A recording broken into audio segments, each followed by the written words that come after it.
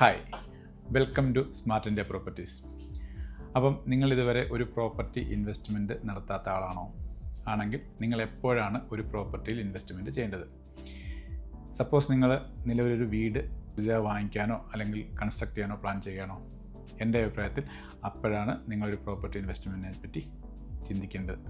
1 CR budget plan ചെയ്യുന്ന ആൾ 25 ലക്ഷം രൂപയ്ക്ക് വീട് വെച്ച് ബാക്കിയുള്ളതിന് 75 ലക്ഷം രൂപയ്ക്ക് ഒരു 2-3 വീടോ അല്ലെങ്കിൽ കൊമേഴ്ഷ്യൽ പ്രോപ്പർട്ടി ഇൻവെസ്റ്റ് ചെയ്ത് മാസം സ്ഥിരം ഒരു വരുമാനമുള്ള ഒരു നല്ല പ്രോപ്പർട്ടി ഇൻവെസ്റ്ററായിട്ട് മാറുക.